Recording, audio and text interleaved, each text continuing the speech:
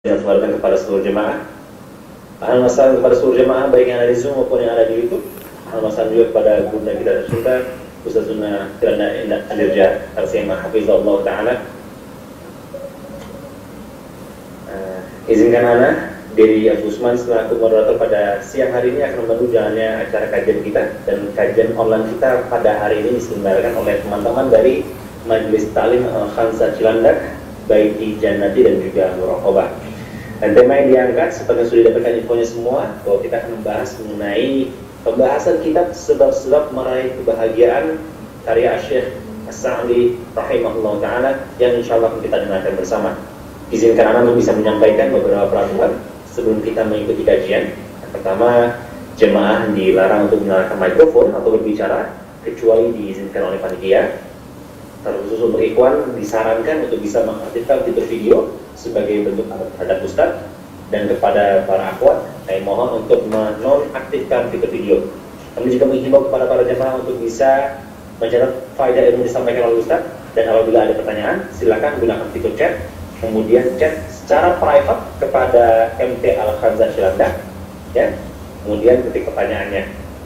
Baik, untuk mengefisiensikan waktu kita di siang hari ini, langsung saja kita akan mendengarkan pembahasan kitab sebab-sebab meraih kebahagiaan yang akan kita dengarkan bersama kepada Ustazuna Dr. Kirana Alirja LCM Hafizahullah. Silakan. Ustaz. Bismillahirrahmanirrahim. Assalamualaikum warahmatullahi wabarakatuh. Alhamdulillahi ala ihsani wa syukru lahu ala taufiqihi wa amtinani, wa asyhadu an la ilaha illallah wahdahu la syarika lahu ta'ziman li sya'nih, wa asyhadu anna Muhammadan abduhu wa rasuluhu da'ila ridwani. Allahumma salli alaihi wa ala alihi wa ashabihi wa ikhwani. Ikhwan dan akhwat, para pemirsa dimanapun Anda berada, Majelis Ta'lim Al-Khansa dan yang lainnya yang dirahmati oleh Allah Subhanahu wa taala.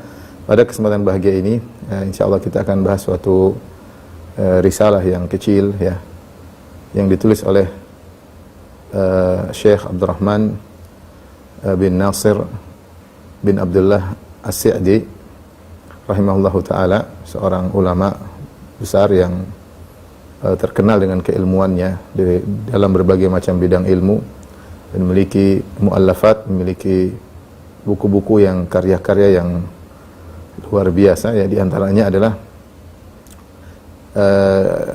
tafsir As-Sa'di, ya, tafsir As-Sa'di yang dikenal dengan atau namanya adalah Taisir Al-Karimur Rahman fi Tafsir Kalamil Mannan.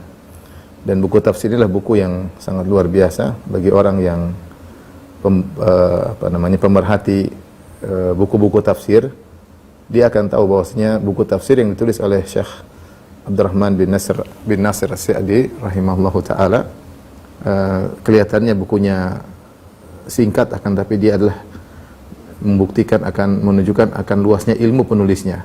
Karena ketika dia meletakkan tafsir dari suatu ayat, nampak sekali bahwasanya dia sudah menelaah buku-buku tafsir, kemudian dia memilih pendapat yang terkuat dengan lafal-lafal yang singkat namun terkadang menggabungkan beberapa pendapat.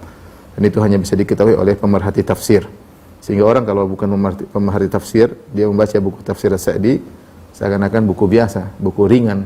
Tapi bagi orang pemerhati tafsir, dia tahu bahwasanya buku tersebutlah buku yang hebat, luar biasa. Kemudian dia memiliki buku-buku yang lain juga, masalah akidah, masalah usul fiqh, masalah qawaidul fiqhiyah, masalah fikih seperti Minhajus Salikin, dan masalah adab, masalah akhlak. Di antara dari sekian banyak buku tersebut ada buku tipis yang ditulis oleh beliau yang akan kita bahas, yaitu Al-Wasail Al-Mufidah lil Hayatis Sa'idah, yang artinya adalah sarana-sarana yang bermanfaat untuk meraih kehidupan yang penuh kebahagiaan. Di antara hal yang menakjubkan, ya, buku ini sebagaimana sering disampaikan oleh Syekhuna Syekh Abdul Razak hafizahullah taala, bahwasanya beliau menulis buku ini, yaitu Syekh Sa'di menulis buku ini ketika dalam kondisi sakit, kemudian beliau harus menginap di rumah sakit, kemudian bahkan sakit tersebut terkait dengan kepala beliau, bahkan para dokter melarang beliau untuk banyak beraktivitas, banyak berfikir. Beliau harus istirahat total, baik fisik maupun rohani. Tapi dalam kondisi sakit demikian justru beliau nulis buku ini. Karena orang menyangka kalau namanya orang bahagia itu pasti sehat, ya, pasti mungkin sedang jalan-jalan baru orang bahagia. Ternyata buku ini beliau itu dalam kondisi sakit, yang mungkin orang menyangka orang sakit tidak bahagia, tapi justru beliau dalam kondisi sakit pun berbahagia dan menulis buku yang luar biasa ini ya, singkat namun sangat bermanfaat.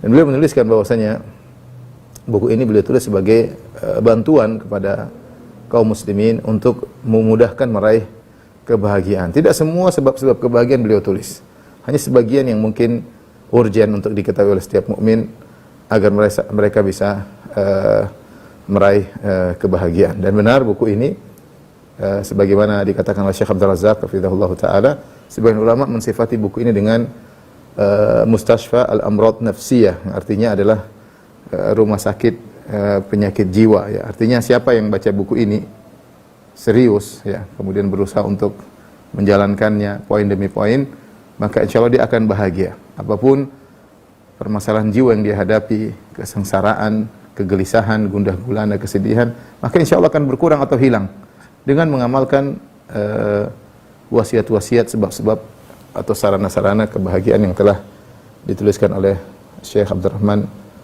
bin Nasir As-Sa'di rahimahullahu ta'ala. Taib, mungkin ikhwan akhwat yang rahmati Allah subhanahu wa ta'ala, sebelum kita membahas poin-poin dalam buku ini, kita mengenal lebih dekat tentang sang penulis ya. Saya akan bacakan biografi singkat tentang sang penulis. Beliau adalah Syekh Al-Allamah Abdurrahman bin Nasir bin Abdullah bin Nasir Ali Sa'di At-Tamimi ya.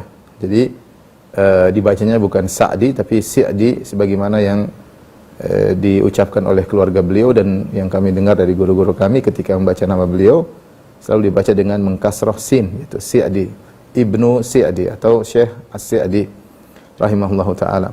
Beliau lahir di Unaizah di Al-Qasim ya. Unaizah Al-Qasim ini kira-kira 470 km atau 450 km di arah timur kota Madinah. Kalau seorang dari Madinah ingin berangkat menuju Riyadh atau menuju Riyadh, dia pasti melewati areal daerah Al-Qasim. Situ ada Unaizah, ada Buraidah, berdekatan dan jaraknya sekitar 470 km atau 450 km sebelah timur kota Madinah. Jadi wafat pada tahun beliau lahir pada tahun 1307 Hijriah. Dan ibundanya meninggal ketika usia beliau 4 tahun. Ibundanya meninggal ketika beliau usia 4 tahun. Jadi beliau sejak kecil sudah hidup tanpa ibundanya. Kemudian ayahnya meninggal pula ketika beliau berusia 7 tahun. Ya. Subhanallah ya. Dan ayahnya adalah seorang yang alim ya, dan imam masjid dan orang yang sangat terkenal rajin beribadah. Ketika ayahnya meninggal maka lengkaplah keyatimannya ya. Ayah dan ibunya telah tiada ketika beliau berusia 7 tahun. Siapa yang merawat beliau? Yang merawat beliau adalah mama tirinya, artinya ayahnya punya istri selain ibunya. Nah, istri ayahnya inilah atau mama tirinya inilah yang kemudian merawat beliau dengan penuh perhatian ya. Demikian juga kakaknya Hamad ikut merawat dia sampai akhirnya dia menjadi seorang yang soleh ya. Dan sejak kecil terkenal cerdas. Syekh Sa'di rahimahullahu taala sejak kecil terkenal rajin selalu sholat 5 waktu berjamaah. Dan mulailah dia menuntut ilmu ya. Sampai akhirnya beliau hafal Quran di usia 11 tahun. Kemudian beliau belajar ilmu hadis, ilmu mustalah dan ilmu-ilmu yang lainnya. Dia mengambil ilmu dari syekh-syekh yang ada di sana ya. Dan semua syekh yang menjadi gurunya kagum dengan kecerdasan Syekh Abdurrahman bin Nasir bin Abdullah As-Sa'di rahimahullahu tersebut ya. Bahkan teman-temannya pun tahu bahwasanya Syekh Sa'di ini adalah orang yang cerdas sehingga dia unggul di antara teman-temannya. Sampai akhirnya disebutkan dalam biografinya teman-temannya belajar sama dia. Teman-temannya yang sejawatnya, yang akronnya, yaitu yang selevel dia ternyata belajar sama dia karena mereka tahu bahwasanya Syekh Sa'di adalah orang yang sangat cerdas dan memiliki ilmu yang banyak ya. Ini sekilas tentang beliau yang menunjukkan bahwasanya kehidupan beliau adalah kehidupan yang sangat sederhana, tanpa ayah dan ibu ya, hidup bersama ibu tirinya. Namun hal itu tidak menghalangi beliau untuk menjadi seorang yang alim yang sangat bermanfaat bagi dunia Islam. Dan di antara cerita yang menakjubkan adalah beliau punya banyak murid, namun di antara murid yang sangat terkenal adalah Syekh Saleh Muhammad bin Shalih Al-Utsaimin rahimahullahu taala, yang memiliki banyak sekali karya ilmiah yang sering para ustadz mengambil manfaat dari buku-buku muridnya sekaligus dari buku-buku gurunya ya. Adapun beliau wafat ya karena sakit ya, yaitu kemudian sempat beliau pingsan dalam waktu yang lama ya. Dan beliau wafat pada tanggal 22 bulan 6 tahun 1376 Hijriyah ya. Kemudian dikuburkan di Unaizah ya. Ini biografi singkat yang saya bacakan ditulis oleh Syekh Abdul Razak Al-Badr hafizahullah taala. Baik. Ikhwan dan akhwat yang rahmati Allah Subhanahu wa taala, pembahasan dari buku ini adalah tentang bagaimana mencari kebahagiaan, dan saya rasa topik kebahagiaan adalah topik yang menyibukkan semua orang. Siapa sih di dunia ini yang tidak ingin bahagia? Semua orang ingin hidup bahagia, apapun statusnya. Si miskin ingin bahagia, si kaya ingin bahagia, orang terkenal ingin bahagia, orang yang tidak dikenal orang juga ingin bahagia. Siapapun ingin bahagia. Tidak ada seorang hidup ingin mencari kesengsaraan. Itu di luar dari fitrah manusia. Ya, semuanya ingin mencari kebahagiaan. Oleh karenanya kebahagiaan adalah topik yang menyibukkan banyak orang. Lihat semua pergerakan yang dilakukan oleh manusia saat ini. Apapun yang dia lakukan, apa yang dia cari sih? Dia ingin cari kebahagiaan. Dia ingin mencari kebahagiaan ya. Hanya saja sebagaimana kita ketahui, sebagian orang ada yang meraih kebahagiaan menempuh dengan sebab-sebab yang benar sehingga dia pun bahagia, dan sebagian orang berusaha mencari kebahagiaan dengan sebab-sebab yang keliru. Justru dia ingin bahagia, malah dia menjadi sengsara. Sebab-sebab tersebut salah. Dia ingin meraih kebahagiaan, dengan sebab tersebut malah dia meraih kesengsaraan. Dan sebagian orang menempuh sebagian sebab dan meninggalkan sebagian sebab, sehingga kebahagiaannya tidak sempurna. Ini secara logika kalau kita bagi manusia, maka menjadi 3 bagian. Yang berusaha mencari kebahagiaan, menempuh sebab-sebab yang tepat, maka jadilah orang bahagia apapun kondisinya. Si miskin, si kaya, ya, terkenal, tidak terkenal, ya. Dan ada orang yang salah menempuh jalan kebahagiaan sehingga dia menjadi orang yang sengsara. Ini juga banyak modelnya. Ada yang miskin yang sengsara, ada yang kaya yang sengsara, ada yang populer dan sengsara, ada. Ya, sebagaimana kita lihat buktinya di zaman sekarang. Ada orang miskin yang sengsara. Sudah miskin, penampilannya kacau, kemudian tidak sholat, ya, penuh penderitaan, dibenci oleh masyarakat. Dan ada juga orang kaya yang sengsara, ya. Dia kaya tapi dia tidak meraih kebahagiaan, maka berusaha dengan narkoba lah, dengan berzina lah, dengan berbagai macam dia lakukan. Ya, rumah tangganya hancur, anak-anaknya kacau, kehidupannya penuh dengan kesengsaraan, ya. Demikian seakan-akan kalau dia bangun tidur ingin segera berganti hari, ya, karena kesengsaraan yang dia rasakan. Malam tidak bisa tidur, ya. Siang penuh dengan tekanan, ya. Stres padahal dalam kondisi kaya. Ya, lihat bagaimana zaman sekarang sebagian orang kaya malah narkoba. Kenapa? Karena dia tidak meraih kebahagiaan. Demikian juga kita dapati orang kaya yang bahagia juga banyak, ya. Bahagia dengan kebahagiaannya, dengan hartanya dia bisa bahagia. Dia menempuh sebab-sebab kebahagiaan yang benar, ya. Demikian juga kita dapati orang yang populer, ya. Ada yang bahagia dan tidak bahagia, ya. Sudah di puncak-puncak kepopulerannya, justru ada di antara mereka yang bunuh diri. Dia tidak puas dengan kepopuleran tersebut. Ini semua menunjukkan bahwasanya manusia ada 3 model. Yang pertama, yang menempuh jalan-jalan yang benar, dia bahagia. Yang kedua, salah menempuh jalan, akhirnya dia sengsara. Yang ketiga, dia menempuh sebagian kebahagiaan dan akhirnya dia hanya bahagia pada kebahagiaan sebagian, namun tidak sempurna kebahagiaannya, ya. Kemudian kalau kita mau lihat jalan-jalan kebahagiaan, ya, jalan-jalan kebahagiaan atau metode-metode meraih kebahagiaan, Mungkin juga kita bisa sebutkan beberapa modelnya. Yang pertama adalah metode yang diajarkan oleh syariat, ya, oleh syariat. Dan ini pasti mengantarkan kepada kebahagiaan, pasti mengantar kepada kebahagiaan.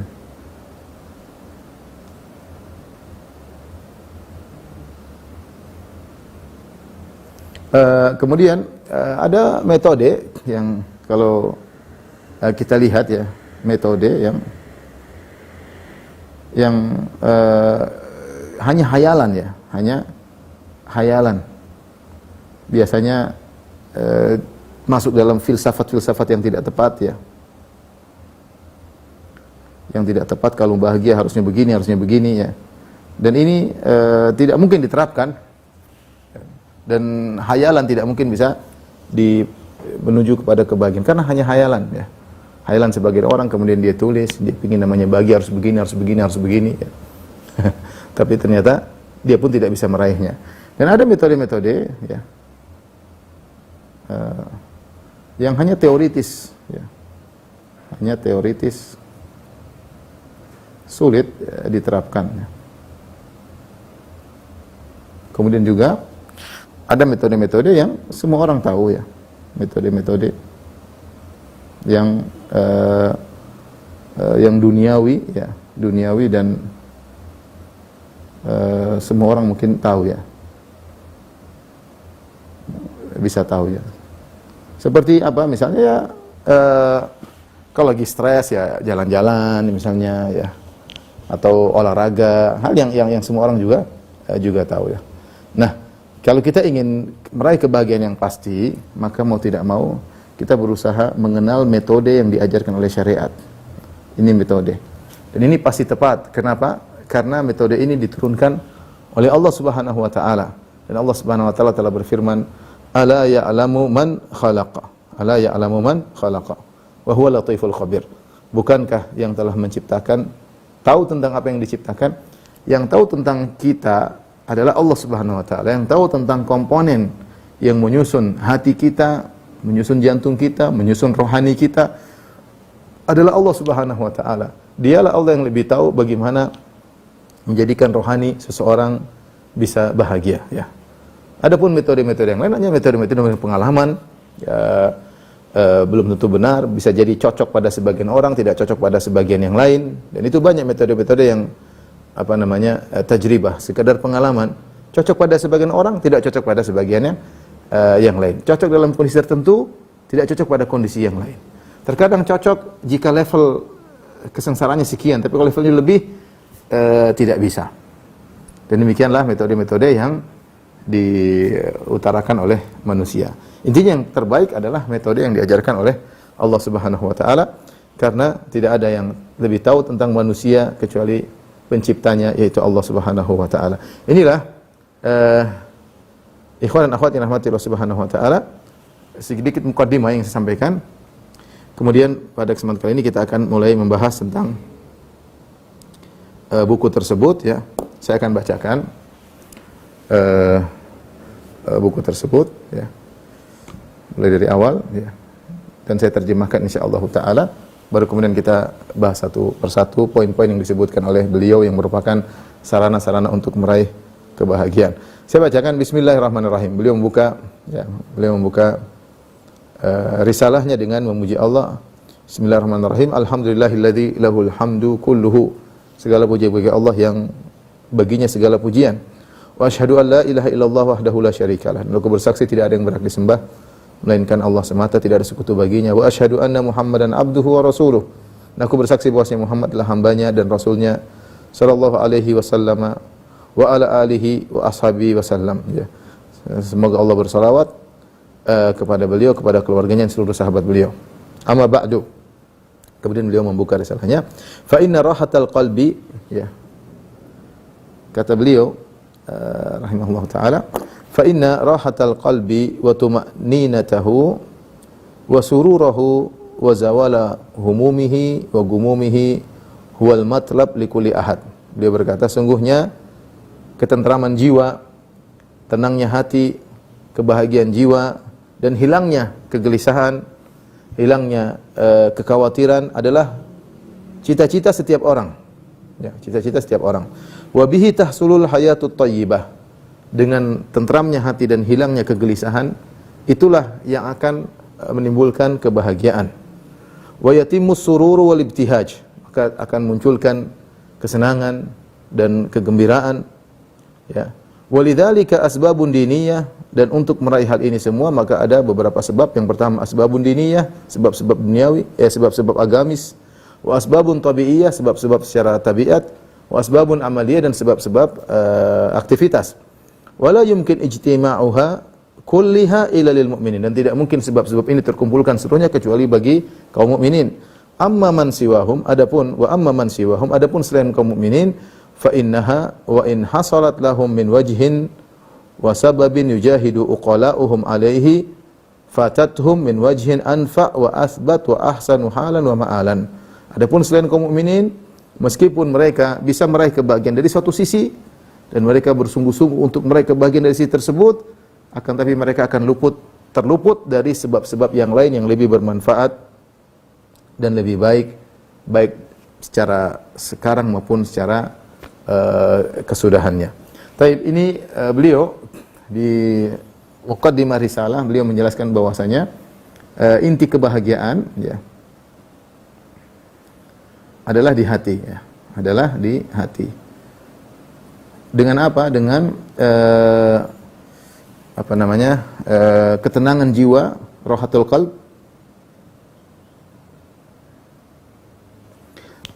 Kita serius sama-sama. Saya juga ingin bahagia, ibu-ibu juga bahagia, bapak-bapak ingin bahagia, kita semua ingin bahagia. Kita mempelajari tulisan yang ditulis oleh seorang yang telah meraih puncak kebahagiaan, yang menulis buku ini dalam kondisi sakit parah.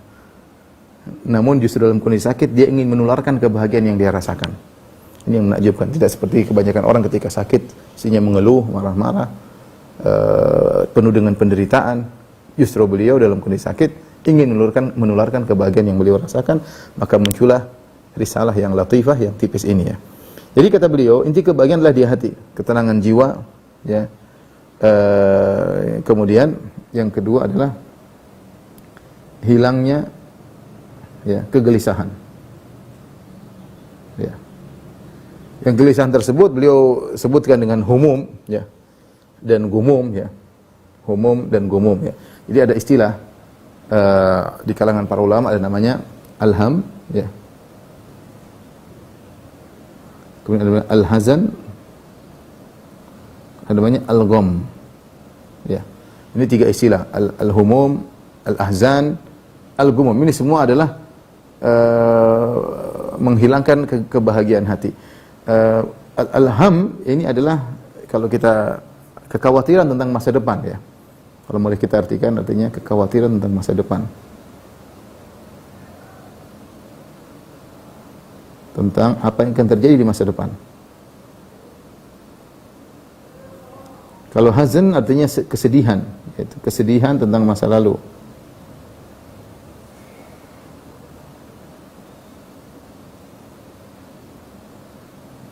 Kalau ham mungkin bisa kita artikan dengan kegelisahan ya. Yang kegelisahan ini bersumber dari dua perkara ini. Dua perkara ini menuju ke kegelisahan. Inilah yang sering dirasakan oleh manusia ya.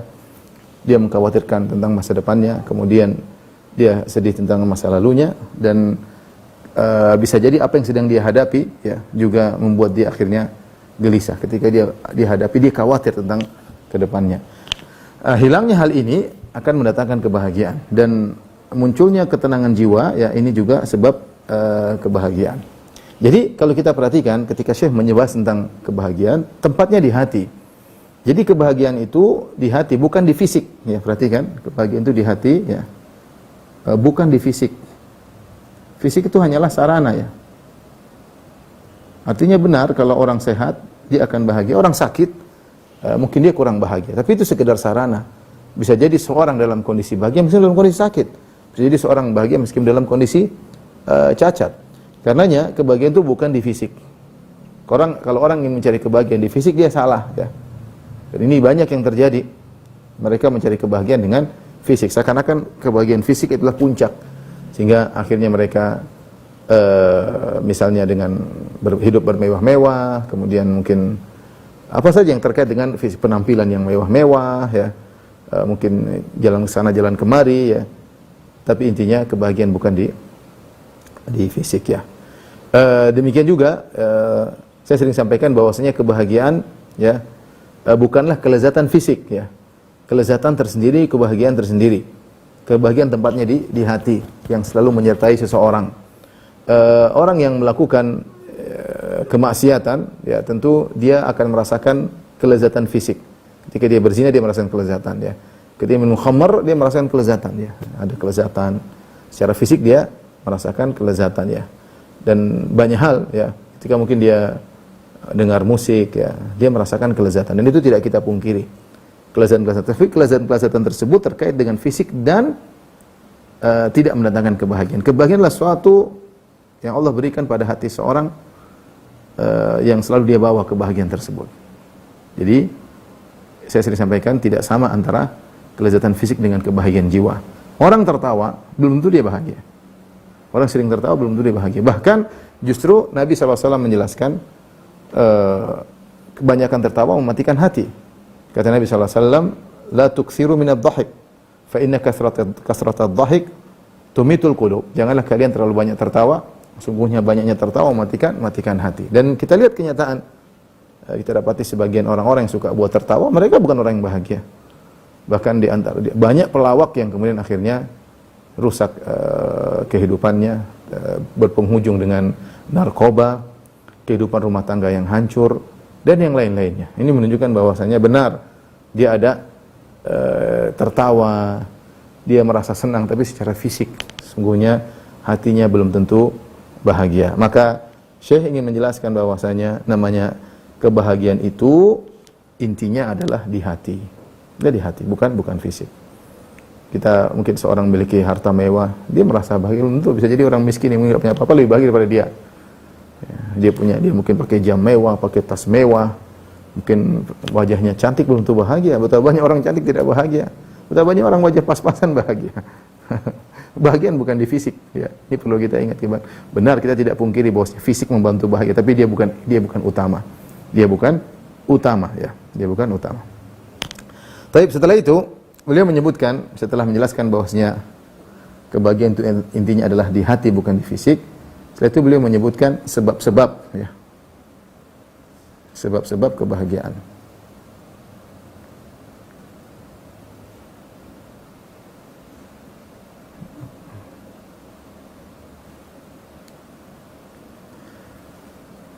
Itu saya taruh di sini aja. Sebab-sebab kebahagiaan kalau dikumpulkan maka bisa diklasifikasikan menjadi 3 sebab ya. Sebab yang pertama kata beliau adalah asbabun diniyah ya. Asbabun diniyah. Ini sebab-sebab agamis. Sebab-sebab agamis. Kemudian beliau berkata asbabun tabi'iyah, yang kedua asbabun tabi'iyah. Sebab-sebab tabiat, secara tabiat. Kemudian yang ketiga adalah asbab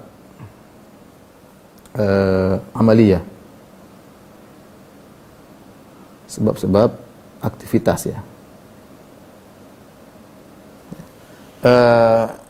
Ini yang dua ini bisa dilakukan oleh selain kaum muslimin ya. Selain kaum muslimin bisa, siapa saja bisa melakukannya.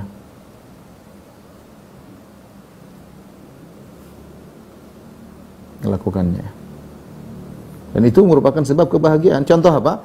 Contoh secara tabiat, misalnya secara tabiat orang kalau lihat pemandangan yang indah ya, membantu bahagia, jiwa menjadi tentram ya. Jiwa menjadi, meskipun itu secara asar adalah kelezatan mata, kelezatan fisik ya. Tapi ini membantu seperti kita jelaskan tadi bahwasanya sebab-sebab kebahagiaan itu Bisa jadi terkait dengan fisik, tapi itu bukan utama, ya, bukan utama, ya. Seperti orang melihat pemandangan, ya, ini semua orang tahu melihat pemandangan senang, ya. Kemudian misalnya seorang lepas dari stres pekerjaannya, ya, orang yang hidup stres terus itu tidak baik dan biasanya cepat berpenyakit dan biasanya cepat meninggal dunia. Beda dengan orang yang melakukan pekerjaan tanpa stres, ya, pekerjaan tanpa tekanan, dia kerja santai, biasanya umur lebih panjang, ya, karena dia lebih tenang, ya. Adapun kerja dengan penuh tekanan tiap hari, ini biasanya akan menimbulkan banyak penyakit dan akhirnya kenapa dia tidak bahagia jiwanya, karena selalu dalam tekanan. Contoh seperti sebab-sebab yang lain, seperti kalau seorang sedang terkena musibah, maka dia memalingkan dengan melakukan aktivitas kegiatan yang buat dia lupa dari kesedihan yang selalu dia rasakan, atau membuat dia lupa dari kekhawatiran yang selalu menghantuinya. Ini contoh sebab-sebab begini, bisa dicoba, bisa dilakukan dan bermanfaat, ya, tapi bermanfaat. Tapi itu bukan sebab utama. Sebab utama sudah saya sampaikan tadi di awal, adalah sebab-sebab agamis, ya. Kenapa? Karena Allah yang lebih tahu tentang jiwa manusia. Yang menciptakan jiwa manusia adalah Allah Subhanahu wa taala. Allah yang tahu mana yang lebih tepat untuk mendatangkan kebahagiaan bagi seorang manusia. Beliau berkata makanya, wala yumkin ijtima'uha kulliha illa lil mu'minin. Tiga sebab ini tidak mungkin berkumpul kecuali kepada seorang mukmin. Kalau orang tidak beriman, dia pasti luput dari sebab agama. Ya. Wa amman siwahum, adapun selain orang-orang mukmin, fa innaha wa in hasalat lahum min wajhin wa sababin yujahidu uqala'uhum alai, mungkin mereka dapatkan sebab kebahagiaan dari sebagian sebab, dan orang-orang cerdas di antara mereka berusaha berjuang untuk mendapatkan sebab tersebut. Kalaupun dia dapat, dia akan luput dari sebab-sebab kebahagiaan yang lain yang terkait dengan agama, yang lebih bermanfaat dan lebih indah baik sekarang maupun nanti. Ya, kata beliau, fatathum min wajhin anfa wa athbat wa ahsanu halan wa ma'alan. Ya, kalaupun dia meraih sebab kebahagiaan duniawi baik secara tabiat maupun secara aktivitas, dia pasti luput dari kebahagiaan sebab kebahagiaan yang lebih bermanfaat, halan wa ma'alan, yang lebih indah yang dia rasakan sekarang maupun di penghujung, ya, yaitu sebab-sebab terkait dengan agamis. Karena benar perkataan beliau, ya, ada orang berusaha melakukan sebab kebahagiaan duniawi, dia merasakan kebahagiaan saat itu saja, jiwanya tenang, tapi penghujungnya ternyata pertengkaran, penghujungnya ternyata perkelahian, ternyata pertikaian, penghujungnya ternyata kesengsaraan, ya. Beda dengan sebab-sebab agamis. Sebab agamis dia rasakan kebahagiaan saat itu dan penghujungnya semakin indah. Penghujungnya semakin ini, di antara perbedaan yang signifikan antara sebab agamis dengan sebab duniawi, baik tabiat maupun amaliyah. Kita lanjutkan. Beliau berkata, walakinni sa'adhkuru bi risalati hadhihi ma yahdhuruni min al-asbab li hadzal matlabil a'la alladhi yas'a lahu kullu ahad. Akan tapi pada risalahku ini aku akan sebutkan apa yang hadir dalam benakku, karena tadi sudah kita sebutkan seperti dijelaskan oleh Syekh Abdul Razak hafizahullah taala, beliau menulis risalah dalam kondisi sakit, di rumah sakit, lagi dilarang untuk banyak beraktivitas, beliau tetap menulis, dan tentu tidak ada buku-buku di samping beliau. Tidak ada buku-buku, tidak ada perpustakaan samping beliau, sehingga beliau menulis apa yang yahduruni, apa yang hadir dalam benakku ingin saya sampaikan. Tulis yang bisa ditulis, gampangnya demikian. Untuk kita meraih cita-cita tertinggi, alladzi yas'alahu kullu ahad, yang dikejar oleh setiap orang, yaitu ingin bahagia. Semua ini orang kita sibuk nih supaya ingin bahagia. Ada yang jalan-jalan ke sana, ada yang beli ini, ada yang koleksi barang-barang mewah, ada yang koleksi mobil-mobil kuno, ada yang koleksi yang aneh-aneh, ada yang mungkin keluar di jalan nggak pakai baju, ada yang mungkin melakukan kegiatan yang abnormal. Semuanya ingin bahagia, dia ingin bahagia. Cuma ini merasa bahagia kalau diperhatikan, ini merasa bahagia kalau jadi populer, ini merasa baik kalau kaya raya, ini merasa bahagia kalau dia naik motor semua orang lihat dia. Ini merasa baik kalau dia naik mobil mewah, semua orang pandangan tertuju kepada dia. Macam-macam orang, mereka punya standar tentang kebahagiaan masing-masing. Tapi semua orang pasti sibuk mencari ini. Mereka tidak peduli kalau sudah ingin cari bahagia, mengeluarkan uang sebanyak apapun, capek seletih apapun, yang penting bisa bahagia. Beliau berkata, kita akan menuliskan sebagian sebab yang mungkin saya tulis untuk meraih kebahagiaan yang merupakan cita-cita tertinggi setiap orang. Faminhum man asaba katsiran minha fa'asha 'aishatan hani'ah. Di antara orang-orang ada yang meraih kebahagiaan. Banyak sebab kebahagiaan dia lakukan. Sehingga dia punya asa. Dan di antara mereka ada yang gagal dalam meraih sebab-sebab kebahagiaan. Hancurlah kehidupannya, ya. Maka hiduplah dia dalam kehidupan yang penuh dengan kesengsaraan. Sebagaimana orang banyak yang sengsara. Hidup tidak tahu jelas kehidupannya apa. Tidak bahagia, tidak ada kebahagiaan dia rasakan. Hidup ini kayaknya sengsara. Sampai di antara mereka banyak yang ingin bunuh diri. Dia sudah merasa tidak ada kebahagiaan sama sekali. Jalan keluar, bunuh diri. Dengan berbagai macam cara bunuh diri, ya. Subhanallah, sampai saya baca di bagaimana ada suatu negara, kalau tidak salah Swedia atau apa, menjual alat bunuh diri yang sangat mahal, Katanya siapa yang mati dalam alat bunuh tersebut dia akan mati dengan tenang. Sampai dijual, sampai orang pesan, inden sampai. Nah, kalau begitu dipencet langsung oksigennya langsung dia meninggal, ya. Ya, intinya dia ada sampai pada tahapan dia merasa kehidupannya hancur sehingga dia ingin mati. Dan itu banyak orang seperti itu. Banyak terutama orang non-muslim, ya. Yang sudah tidak merasa kehidupannya bermanfaat, tidak ada tujuan hidup, ya. Dia terlepas dari segala sebab kebahagiaan dan terjerumus dalam segala sebab kesengsaraan. Padahal kita sepakat dia dulu ingin cari bahagia. Tidak ada orang ingin cari sengsara, enggak ada. Cuma dia salah jalan. Ini model kedua, gagal dalam segala sebab kebahagiaan, gagal sehingga dia pun hidupnya hayatat tu'asa, hidup seperti orang-orang yang sengsara. Wa minhum man huwa baina wa baina. Dan di antara manusia ada yang antara dan antara, ya. Tidak bahagia benar, tidak sengsara benar. Antara bahagia dan sengsara. Bihasabi ma wufiqa lahu, berdasarkan taufik Allah yang Allah berikan kepadanya. Wallahul muwaffiq al musta'an bihi ala kulli khair. Allah yang beri taufik kepada orang untuk meraih kebahagiaan dan dialah tempat minta pertolongan untuk meraih segala kebaikan. Wa ala daf'i kulli syarrin, dan dialah tempat pertolongan untuk menolak segala keburukan. Tapi ini mukaddimah, kemudian beliau masuk pada perincian tentang sebab yang paling baik untuk meraih kebahagiaan. Baik, kita lanjutkan. Beliau berkata, faslun, fasal, wa a'zamul asbab lidzalika wa asluha wa ussuha huwal imanu wal amalu salih.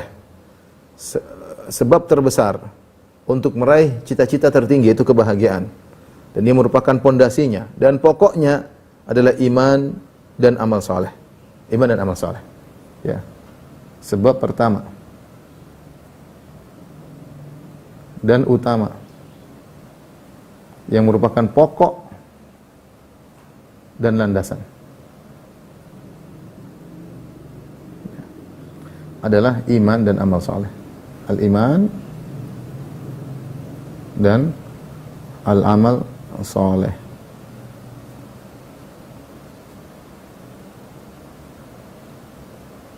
Dalilnya apa? Dalilnya dalam surat An-Nahl ayat 97, ya.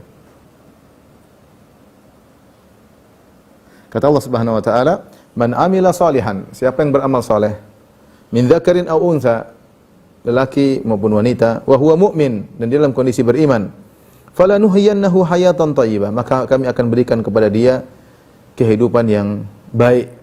"Walanajziyannahum ajrahum bi ahsani ma kanu ya'malun", dan kami akan balas mereka dengan ganjaran dari yang terbaik yang mereka kerjakan.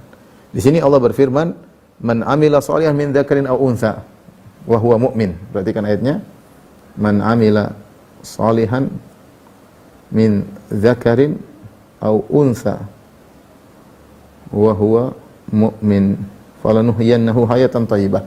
Siapa yang beramal saleh? Amal saleh.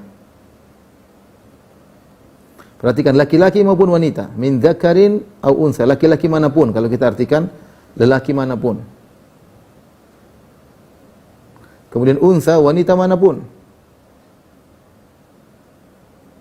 Subhanallah, Allah Maha Adil. Ya akhwat, ya ikhwan. Siapa saja bisa bahagia. Anda sebagai apapun, Anda tidak harus jadi ustadz mau bahagia. Anda tidak harus jadi orang kaya harus bahagia.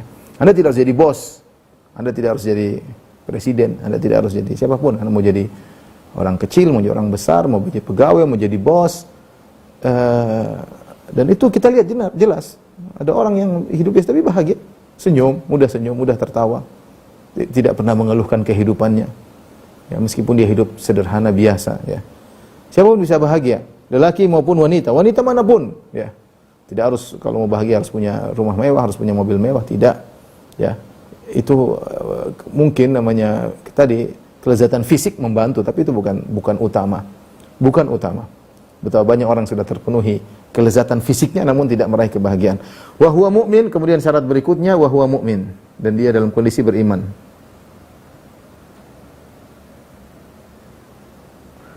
Falanuhyiyannahu hayatan thayyibah. Maka Allah mengatakan falanuhyiyannahu hayatan thayyibah.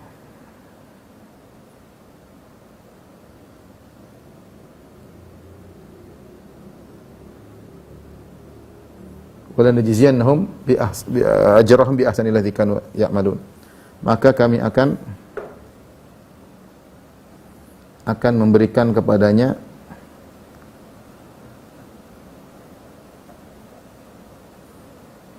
kehidupan yang baik. Nah, inilah balasan bagi orang beriman dan beramal saleh. Bagaimana penjelasannya, kita baca. Fa akhbara ta'ala bahwa ada man jama'a bainal iman wal amal saleh bil hayati thayyibah. Maka Allah kabarkan dalam firman-Nya dan berjanji, siapa yang bisa menggabungkan antara iman dan amal saleh, Allah akan berikan kepada dia kehidupan yang bahagia fi hadhihi dar, di dunia ini. Wa bil jazaa'il hasan fi hadhihi dar wa fi daril qarar. Dan Allah akan berikan balasan yang indah di dunia maupun di akhirat. Jadi maksud Syekh dia ingin menjelaskan bahwasanya orang yang beriman beramal soleh pasti, tidak mungkin tidak, dia pasti bahagia apapun kondisi dia. Apapun kondisi dia. Semakin tinggi iman dan amal soleh, dia pasti semakin bahagia. Kalau kita baca sejarah para ulama bagaimana mereka di antara mereka ada yang disiksa, di antara mereka yang dipenjara. Lihat Syekhul Islam Ibnu Taimiyah rahimahullahu taala. Di penjara, ya. Dia sampai berkata di penjara berulang-ulang, sampai 7 kali di penjara, sampai meninggal di penjara, sampai dilarang untuk menulis, sampai dia tulis pakai arang dilarang juga. Subhanallah. Tapi dia berkata, ma yaf'alu a'da'u bi? Apa yang dilakukan oleh musuh-musuhku kepadaku? Jannati fi qalbi. Sungguhnya surgaku di hatiku. Sampai Syekhul Islam Taimiyah pernah berkata, inna fid dunya jannatan man lam yadkhulha lam yadkhul jannatal akhirah. Di dunia itu ada surga. Maksudnya ketentraman jiwa, kebahagiaan. Siapa yang tidak masuk ke dalam ketentraman tersebut di dunia, dia tidak akan masuk surga. Karena Allah sudah menjamin orang yang beriman beramal soleh pasti bahagia. Ya, pasti bahagia. Ya. Makanya dan balasan tersebut bukan cuma di akhirat. Allah akan beri balasan di dunia berupa kehidupan yang bahagia sebelum kehidupan di akhirat. Oleh karenanya di antara bentuk suudzon kepada Allah adalah menyangka jika seorang beriman dan beramal soleh dia hanya mendapat ganjaran di akhirat doang, di dunia tidak. Itu tidak benar. Orang yang beriman beramal soleh dia akan mendapat ganjaran di dunia berupa kehidupan yang bahagia sebelum meraih kebahagiaan di akhirat. Ya. Sebelum meraih kebahagiaan di akhirat. Jadi ini beliau berkata, orang yang mengumpulkan iman dan amal soleh dia akan mendapatkan balasan di dunia sebelum balasan di akhirat. Wa sababu dzalika wadihun. Adapun sebabnya sangat jelas. Fa innal mu'minin billahi al-iman as-sahiha. Sungguhnya kaum mukminin yang beriman kepada Allah dengan iman yang benar, al-musmir lil amali salih, yang iman yang benar tersebut akan membuahkan amal saleh. Al-muslih lil qulubi wal akhlaq, yang amal saleh tersebut akan memperbaiki hati dan perbaiki akhlak, wa dunya wal akhirah, dan akan perbaiki dunia dan akhirat. Ma'ahum usulun wa ususun. Orang-orang yang beriman dengan iman yang benar, mereka memiliki pondasi, pokok-pokok. Yatalaqawna fiha jami'a ma yaridu alaih min asbabis surur wal ibtihaj wa asbabil qalaqi wal hammi wal ahzan. Karena mereka punya pondasi yang kuat untuk bagaimana menyikapi perubahan-perubahan kondisi dunia, baik yang menyenangkan maupun yang tidak menyenangkan. Ini logika beliau sederhana. Kalau bertanya kenapa? Kenapa Ustaz orang yang beriman soleh kenapa bahagia? Tentunya kebahagiaan dari Allah Subhanahu wa taala, tapi ini dia bicara secara logis ya, sederhana untuk dipikirkan. Kata dia wa bayanu dzalika wadih, ya sababu dzalika wadih, penjelasan ini mudah. Di dunia ini ya orang beriman akan berhadapan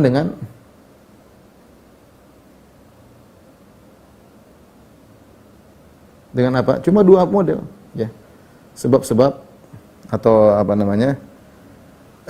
sebab-sebab kebahagiaan. Kemudian sebab-sebab kegelisahan.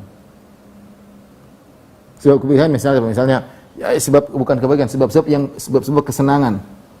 Kesenangan. Cuma dua dalam hidup ini, sebab-sebab kesenangan, sebab-sebab tidak menyenangkan. Kesenangan seperti mungkin harta yang banyak, mungkin istri yang cantik misalnya, atau rumah yang besar ya, atau jabatan yang menyenangkan. Sebab-sebab kesenangan. Orang mukmin pun cara menghadapi hal tersebut sehingga dia bisa bahagia. Orang tidak beriman, dia menghadapi sebab-sebab tersebut membuat dia semakin sengsara, membuat dia semakin lupa, menjadi sombong, menjadi angkuh dan yang lainnya. Yang itu menghilangkan kebahagiaan dia. Dia hanya dalam kebahagiaan fata morgana. Ya. Dan sebaliknya, seorang mukmin ketika dia berhadapan dengan sebab-sebab kegelisahan, mungkin kemiskinan, mungkin sakit, ya, mungkin kekurangan ekonomi, mungkin istri yang tidak beres atau macam-macam. Dia punya pondasi yang kuat, dia punya iman untuk menghadapi itu semua sehingga tetap membuat dia dalam areal kebahagiaan, dalam ranah kebahagiaan. Apapun yang dia hadapi, apakah sebab-sebab kesenangan maupun sebab-sebab kegelisahan. Yang ini tidak dimiliki oleh seorang yang beriman. Selain orang beriman, tidak dimiliki oleh orang yang tidak beriman. Ini logika beliau, ya. Beliau menjelaskan demikian, ya. Jadi kenapa seorang mukmin bahagia? Karena dia memiliki pondasi dan landasan untuk bisa berhadapan dengan sebab-sebab kesenangan dan sebab-sebab kesengsaraan dan kegelisahan. Ya wasbabil qalaqi wal hammi wal ahzan. Bagaimana menghadapi sebab-sebab yang bukan kegelisahan, wal hammi kekhawatiran tentang masa depan, wal ahzan tentang masa lalu. Yatalaqawnal, perhatikan, kemudian beliau contohkan. Yatalaqawnal mahab wal masar biqabulin laha wa syukrin 'alaiha. Ketika dia mendapati sebab-sebab yang kesenangan yang dia sukai, maka dia akan menerima sebab-sebab tersebut dan bersyukur atas kesenangan tersebut, wa isti'malin laha fima yanfa, dan dia akan gunakan sebab-sebab tersebut pada perkara yang bermanfaat. Fa idza ista'maluha ala hadzal wajhi ahdatha lahum min al-ibtihaji biha wa tama' fi baqa'iha wa barakatiha wa raja'a thawabi syakirin umuran 'azimatan tafuqu bi khairatiha wa barakati hadhihi al-masarat allati hadhihi thamaratuha. Kata beliau, orang yang soleh, yang beriman, kalau dapat sebab-sebab kebahagiaan, sebab-sebab kesenangan, misalnya harta, kesehatan, mungkin fisik yang menyenangkan, atau mungkin hal yang menyenangkan, jabatan kayak apa kayak, maka dia pasti terima semua itu dengan meyakini semua karunia dari Allah Subhanahu Wa Taala. Dia terima, dia tidak tolak, dia terima. Ini semua dari Allah, dan dia kemudian mensyukurinya. Kemudian dia gunakan semua sebab kesenangan tersebut pada hal yang diridhai oleh Allah Subhanahu Wa Taala. Kalau dia punya uangnya, dia sedekahkan, ya. Kalau dia punya fisik yang kuat, mereka gunakan untuk sholat malam, untuk puasa, ya, untuk silaturahmi. Kalau dia punya jabatan, dia gunakan untuk membantu orang-orang yang susah, untuk menegakkan keadilan, ya. Semuanya, semua sebab kesenangan yang dia punya, dia akan gunakan sesuai dengan yang diperintahkan oleh Allah Subhanahu Wa Taala. Ini semua kalau dia kerjakan akan menimbulkan dalam hatinya perkara-perkara yang lebih hebat dari kebahagiaan-kebahagiaan tersebut, dari kesenangan-kesenangan tadi. Benar, orang kalau dapat uang banyak senang, tapi kalau dia gunakan pada cara yang tepat, dia akan lebih bahagia lagi. Yang tidak bisa dilukiskan dengan kata-kata, tidak bisa diungkapkan dengan kata-kata. Ini benar, ya. Jadi benar, maksudnya saya ingin mengatakan, antum dapat duit senang, dapat mobil senang, dapat rumah senang, itu ada kesenangan, jiwa senang. Tapi kalau antum gunakan pada perkara yang tepat sesuai dengan perintah Allah Subhanahu Wa Taala, akan timbul kebahagiaan yang lebih hebat daripada kesenangan-kesenangan fisik tadi. Ya. Maka orang mukmin harusnya bahagia. Kalau diberikan kenikmatan, dia bisa gunakan untuk kebahagiaan. Bukan seperti yang kita lihat pada banyak kondisi, justru dia punya harta banyak buat dia semakin sengsara, punya harta banyak buat dia semakin menderita, penuh ketakutan dan macam-macam, ya. Taib yang kedua, beliau berkata, wa yatalaqawna al-makarih wal madar wal hamma wal ghamma.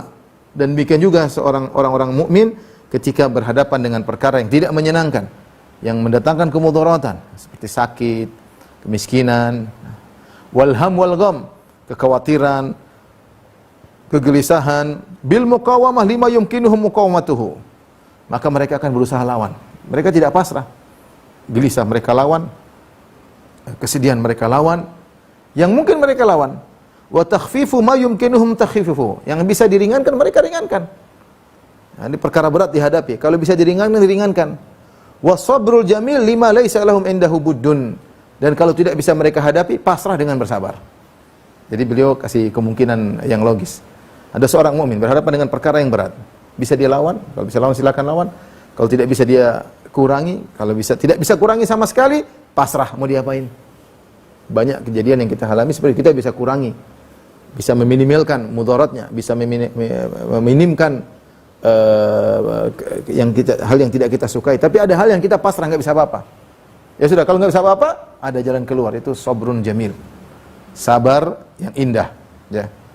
Wa bidzalika yahsul lahum minal atharil makarih minal muqawamatin nafi'ah wat tajarib wal quwwah wa minas sabri wa ihtisabil ajr wa thawab umuran 'azimatan tatmahillu ma'aha al makarih wa tahillu mahallaha al masar wal amalu thayyibah wat tama' fi fadlillahi wa thawabihi. Kata beliau, barang siapa yang menghadapi perkara-perkara yang tidak disukai dengan cara demikian, maka kesabarannya, perjuangannya itu akan menghancurkan dan meluluhkan penderitaan yang dia hadapi, akan meluluhkan kesulitan yang dia hadapi, sehingga akhirnya berganti dengan kebahagiaan.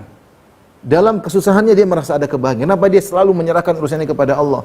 Dia pasrah kepada Allah Subhanahu wa taala. Di balik penderitaannya, Allah berikan kebahagiaan dalam hatinya. Ini bagi orang yang benar-benar beriman dan bisa menghadapi itu semua. Ya, contoh nyata Syekh penulis. Dia sedang sakit, lagi opname, enggak boleh nulis, malah bahagia. Malah nulis buku ini. Dia tidak bilang saya sedang bahagia, tidak, tapi nyata, nampak sekali nulis buku dalam kondisi sakit berarti dia bahagia. Syekhul Islam Ibnu Taimiyah di penjara, malah dia mengatakan, mau apa? Apa yang ingin dilakukan musuh-musuhku? Surgaku di hatiku. Kalau aku di penjara, ya anggap saja aku sedang berkhulwat dengan Allah Subhanahu wa taala. Kalau aku dipindahkan tempat lain, aku sedang berjalan di bumi Allah Subhanahu wa taala. Ya. Dan justru beliau merasakan kebahagiaan dalam kondisi demikian. Ya. Sampai dalam satu apa? Sebab dia di penjara, ketika dia dikumpulkan oleh para qadhi, kemudian mereka khilaf. Ini tidak berhak, masa Ibnu Taimiyah di penjara gara-gara masalah ini. Mereka khilaf. Akhirnya beliau mengatakan, sudah, daripada kalian berselisih, biar saya di penjara. Maslahat sudah, enggak usah ribut. Biar saya di penjara. Menakjubkan ya. Jadi maksud saya, ini perlu perjuangan. Contoh nyata yang disebutkan oleh Syekh Islam Ibnu Taimiyah. Contoh misalnya memaafkan. Kita ini kalau dizolimi, kita jengkel banget. Jengkel nggak? Jengkel banget. Kalau bisa kita balas, kita balas. Tapi kalau kita melawan jiwa nafsu kita, ini semua takdir Allah, kita lawan. Sudah, maafkanlah. Kalau kau maafkan, kau akan diberi ampunan oleh Allah. Kita ingat tentang kebaikan-kebaikan yang Allah janjikan bagi orang yang maafkan. Dalam kondisi jengkel, kita lagi dizolimi, subhanallah, akan berganti dengan kebahagiaan. Dengan kebahagiaan. Namun ini perlu perjuangan. Kama abbara Nabi sallallahu alaihi wasallam an hadza fil hadits sahih annahu qala. Oleh karenanya Nabi sallallahu alaihi wasallam pernah berbicara tentang hal ini dalam satu hadis yang sahih. Rasulullah SAW berkata, ajaban li amril mu'min, sungguh menakjubkan perkara seorang mukmin. Inna amrahu kullahu khair, seluruh perkaranya baik. In asabatu sarra syakara, kalau dia mendapatkan kebaikan-kebaikan, dia akan bersyukur. Fakana khairal lahu, dan terbaik baginya. Wa in asabathu dharra sabar, kalau dia ditimpa dengan perkara yang tidak disukai, dia bersabar. Fakana khairan lahu, maka itu lebih baik baginya. Wa laysa dzalika li ahadin dalil mu'min, dan tidak ada seorang pun yang bisa seperti ini kecuali seorang mukmin. Hanya mukmin yang bisa seperti ini, yang bahagia dalam segala kondisi, dapat kesenangan bahagia, dapat kesulitan, mungkin sedih, mungkin dia nangis, tapi Allah tetap berikan kebahagiaan dalam hatinya jika dia menjalankan sesuai dengan perintah Allah Subhanahu wa taala. Kemudian beliau berikan contoh, ya. Mudah-mudahan masih ada waktu, ya. Walihada tajidu itsnaini tatrukuhuma naibatu min nawaibil khair aw syarri fayatafawatani tafawutan 'aziman fi talaqqiha. Beliau berkata, makanya Anda akan mendapati dua orang sama-sama mendapati kondisi yang sama. Apakah kondisi kesenangan atau kondisi keburukan? Namun keduanya memiliki sikap yang jauh berbeda antara si A dan B. A dan B sama-sama mendapatkan kesenangan. Lihat bagaimana sikap mereka berdua berbeda. Ketika A dan B sama-sama mendapatkan penderitaan, sikapnya juga berbeda. Wa dzalika bihasabi tafawutihima fil iman wal amal saleh. Ini terkait dengan derajat mereka berdua yang berbeda antara iman dan amal saleh. Kita bicara misalnya corona, semua orang menghadapi corona. Orang sikap beda-beda menghadapi corona. Ada yang ini, ada yang tenang, ada yang macam-macam, ya macam-macam. Atau kalau ada musibah tertentu, bencana atau apa, sikap orang beda-beda.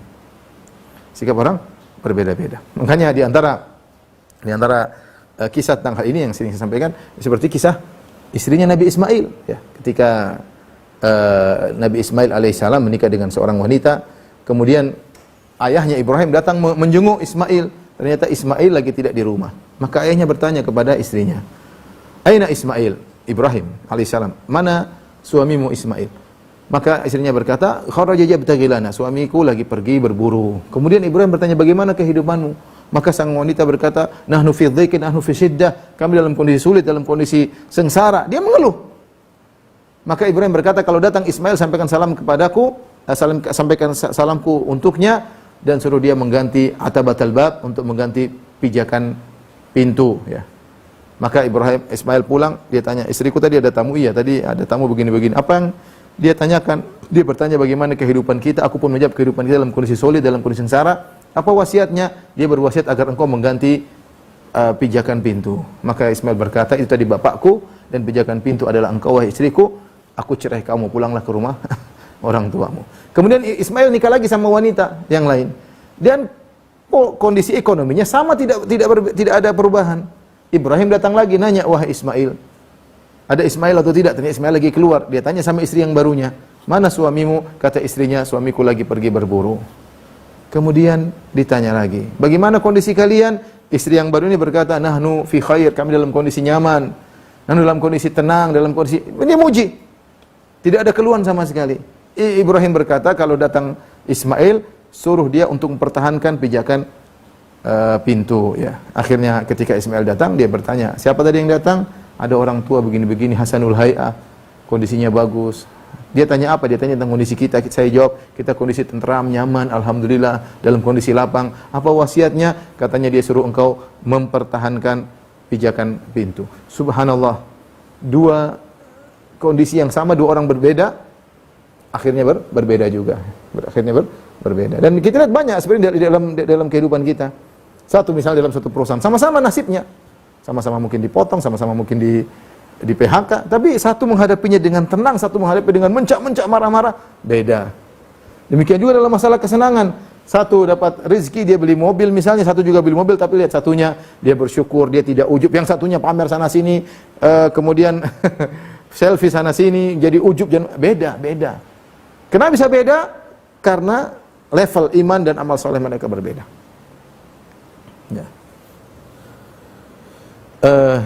Hadza al-mawsuf bihadain al-wasfain yatalaqqa al-khair wa syarra bima dzakarnahu min asy-syukri was-sabri wa ma yatba'uhuma fayahduthu lahu as-surur wal ibtihaj wa zawalul hammi wal ghammi wal qalaq wa dhiqi as-sadri wa syaqa'il hayati wa tatimmu lahu al-hayatu thayyibatu fi hadhihi ad-dar. Adapun yang pertama, orang yang beriman ketika dia mendapati kesenangan ataupun mendapati keburukan, maka dia akan mengikutinya sesuai aturan Allah. Jika dia dapat kesenangan, dia bersyukur. Jika dapat kesengsaraan, dia bersabar. Jika dia melakukan keduanya, maka akan timbul kebahagiaan dalam dirinya. Hilanglah kesengsaraannya, hilanglah kegelisahannya, hilanglah sempit dadanya, hilanglah kehidupan yang menyengsarakan, dan dia akan mendapatkan kehidupan yang bahagia. Wal akhar, adapun yang satunya, ya, ketika mendapat wajah talaqal mahab bi asyir wa batar wa tughyan fatanharifu akhlaquhu wa italaqaha kama tatalaqaha al-bahaim bijasha wa hala wa ma'a dzalika fa innahu ghairu mustarihil qalb. Lihat seorang satunya yang tidak beriman, ya, iman dan amal solehnya kurang, ya. Apa yang ketika dia lakukan dapat kesenangan, yang dilakukan dia sombong, dia angkuh, berlebih-lebihan, akhlaknya berubah. Misalnya orang kaya baru, tadinya tawadhu, tiba-tiba jadi sombong. Karena akhlaknya berubah. Akhlaknya berubah gara-gara apa? Gara-gara imannya tidak kuat ketika mendapatkan kenikmatan. Jadilah dia seperti hewan yang senang sesaat, tidak tahu apa yang dilakukan. Meskipun demikian, hatinya tidak tentram. Dalam kemewahan rumahnya, dalam kemewahan mobilnya, dalam ketinggian jabatannya, dia tidak tentram hatinya. Bal musyattatuhu min jihatin adidah. Bahkan pikirannya pecah dalam segala berbagai macam sisi, ya. Pikirannya ke sini, kesedihannya. Musyattatun min jihati khaufihi min zawali mahbubatihi. Di antaranya pikirannya tidak fokus sehingga dia khawatir nikmat yang dia rasakan akan hilang. Dia tidak syukur, tapi dia khawatir nanti kalau gimana, gimana kalau jabatan saya direbut, bagaimana kalau saya, banyak pikiran. Wa min kasratil mu'aridatin nasyi'ati anha ghaliban, dan juga banyak hal-hal yang muncul, ya, yang berlawanan dengan kenikmatan yang dia miliki, ya. Ada yang enggak suka, kayak ada yang ini, kayak dia bingung, gelisah. Wa min jihati anna nufus la taqif inda had. Dan dari sisi dia gelisah kenapa? Kepuasan dia tidak berhenti. Dia sudah punya mobil ini, dia masih ngelirik ke atas, pengin lagi punya mobil yang lebih hebat. Dia sudah punya rumah, dia pengin lagi, sehingga dia tidak bahagia meskipun dipenuhi dengan kenikmatan. Bal la tazalu mutashawwifatun li umurin ukhra, sehingga dia selalu melirik kepada perkara-perkara yang lain. Qad tahsulu wa qad la tahsul, kadang dia berhasil meraih yang lebih tinggi, terkadang tidak berhasil. Wa in hasalat alal fardi wat taqdir fahu aidan qalaqun minal jihatil madhkura. Kalaupun dia mendapatkan apa yang dia cita-citakan, masih ada kegelisahan di sisi yang lain. Wa yatalaqqal makarih biqalaqin wa jazain. Kalau dia ditimpa orang yang kurang imannya, ditimpa dengan perkara yang dibenci, yang tidak disukai, maka dia pun marah-marah, ngamuk, wa khaufin wa dhajar, teriak-teriak, jengkel. Fala tas'al an ma yahdutsu lahu min syaqa'il hayat. Lihatlah bagaimana sengsaranya kehidupannya. Kenapa dia tidak punya iman menghadapi perkara yang tidak dia sukai. Wa minal amradil fikriyah wal asabiyah. Pikirannya jadi kacau, ya, sarafnya menjadi terganggu. Wa minal khaufil ladzi qad yasilu bihi ila aswa'il halat wa afdha'il muz'ijat li'annahu la yarju thawaban. Sehingga akhirnya kekhawatiran yang mengantarkan dia kepada kondisi yang sangat buruk, yang sangat tidak menyenangkan. Kenapa? Karena dia ketika menghadapi perkara yang dia benci, dia tidak pernah mengharapkan pahala. Wala sabra indahu, ya, yusallihi wa yahunu alaihi, dan tidak ada yusallihi wa yuhawwinu alaihi, dan tidak ada kesabaran yang dia miliki yang buat dia terhibur dan membuat ringan apa yang dia hadapi. Dan ini orang yang tidak beriman. Wa kullu hadza musyahadun bit tajribah, dan ini semua bisa disaksikan secara nyata. Tentunya waktu sudah selesai, ya, ibu-ibu yang dirahmati Allah Subhanahu wa taala. Ini masih pokok yang pertama. Insyaallah kita lanjutkan pada kesempatan yang lain. Bukunya sekitar ada 35 halaman, kita sudah di halaman 15 ya. Mudah-mudahan nanti kita lanjutkan pada pertemuan berikutnya. Wallahu taala alam bisawab. Semoga Allah Subhanahu wa taala menjadikan kita semua hamba-hambanya yang bahagia, yang senantiasa beriman dan beramal saleh. Wallahu taala alam bisawab. Kita akan masuk ke sesi pertanyaan Ustaz. Ya. Baik, pertanyaan pertama. Assalamualaikum Ustaz. Teman saya banyak yang memilih bercerai karena mereka tidak merasa cocok dengan suaminya, dan mereka mencari kebahagiaan karena berpedoman hidup hanya sekali. Bagaimana menyikapi keadaan ini dan menasihati keadaan Ustaz? Intinya, apapun yang anti pilih, yang ukhti pilih, mau bertahan ataupun bercerai, tidak jadi masalah. Yang penting prosedurnya agamis. Kalau anti mau bertahan, bertahan dengan sabar. Bukan kemudian bertahan, kemudian tidak menyerahkan kepada Allah. Bertahan, tapi kemudian curhat sana sini, membuka aib suami, itu sebaiknya nggak usah. Kalau anti mau cerai, cerai nggak ada masalah. Kalau memang suami ternyata tidak memenuhi kewajibannya sebagai seorang suami, kenapa minta cerai? Hidup seperti pilihan. Yang penting ketika anti memilih, mengikuti prosedur. Maksud saya berdoa, istikharah, kemudian pilih, jalani konsekuensinya. Ya, jalan apakah harus menjanda, ataukah harus menikah lagi, ataukah bertahan dengan yang lama dengan berharap bisa berubah, semua dihadapi dengan dengan kaidah. Kalau datang kebahagiaan bersyukur, jangan ujub. Kalau datang penderitaan, maka bersabar mengharapkan pahala. Apapun pilihannya. Wallahu a'lam bishawab. Baik Ustaz, yang selanjutnya Ustaz. Kenapa saya mengatakan demikian? Karena kita tidak tahu, masing-masing punya problematika yang berbeda-beda. Tingkatan itu harus cerai atau tidak tentu beda-beda. Apa model? Pertama ditinjau dari model suaminya seperti apa, ditinjau dari model dia sendiri seperti apa. Tapi intinya pilihan ada dua, mau bersabar atau mau pegatan cari yang lain, silakan, yang penting ikut prosedural agama. Wallahu a'lam bishawab. Baik Ustaz. Selanjutnya Ustaz, alhamdulillah Allah memudahkan saya untuk bisa mengaji manhaj salaf. Namun seiring berjalannya waktu saya juga masih kembali kepada dosa-dosa lama saya, dan saya sadar itu adalah sebuah dosa. Ketika saya selesai berbuat dosa, saya menangisi dosa-dosa saya, karena saya tahu bahwa saya memiliki dosa tersebut berdasarkan hawa nafsu saya. Namun di sisi lain Allah juga kadang-kadang memudahkan rezeki saya, memberikan saya kesehatan. Saya khawatir ini ada istidrak Ustaz, dan saya khawatir dari penjelasan tadi, dari dosa yang saya lakukan saya akan terkena azab. Yang membuat saya lebih khawatir lagi, saya adalah takut menjadi seorang yang munafik. Bagaimana saya menyikapi ketakutan saya ini sebagai seorang munafik Ustaz? Di mana saya tahu ini adalah sebuah dosa dan saya menangisi dosa saya, tapi kadang-kadang saya tidak terlupa Ustaz. Tentunya terjebak dalam kemaksiatan, sebagaimana kata Syekhul Islam Ibnu Taimiyah rahimahullah ketika dia di penjara, maka dia berkata, al-mahbusu man hubisa anillah wal ma'suru man asarahu. Kalau dia dapat rezeki, maka dia sedekah untuk menjadi kafarah dari maksiat yang dia lakukan. Terus berdoa, jangan putus asa, berdoa kepada Allah agar bisa terlepas dari belenggu hawa nafsunya tersebut ya. Jangan suudzon kepada Allah Subhanahu wa taala ya. Jadi tetap berusaha berjuang dengan baca Al-Qur'an, minta kepada Allah Subhanahu wa taala. Mudah-mudahan suatu saat dia akan bisa terbebaskan dari belenggu hawa nafsunya tersebut. Wallahu a'lam bishawab. Baik Ustaz, yang selanjutnya Ustaz izin bertanya, bagaimana seorang ibu membersihkan hatinya dari mengetahui dosa-dosa yang sudah diperbuat anak kandung dan anak sambungnya atau anak tirinya? Karena hanya si ibu ini yang tahu semua aib mereka, dan ibu ini gelisah, sudah diupayakan untuk menasihati dan disuruh taubat, tetapi si ibu selalu khawatir akan hal itu terjadi lagi. Dosa-dosa itu terulang lagi Ustaz. Mohon nasihatnya Ustaz. Tugas dia cuma menyampaikan, ya, tugas dia menyampaikan, atau dia beritahukan kepada walinya yang mungkin bisa menasihati, kepada ayah mereka misalnya, atau kepada om mereka untuk menasihati. Tentunya dia melihat maslahat dan mudarat. Hidayah di tangan Allah Subhanahu, bukan di tangan dia. Tugas dia hanya untuk dia gelisah, khawatir, itu dapat pahala. Dia mengkhawatirkan orang-orang yang dia cintai terjerumus dalam hal yang tidak baik. Tapi tugas dia hanyalah menasihati. Menasihati berulang-ulang, dan setiap nasihat yang dia sampaikan dia dapat pahala.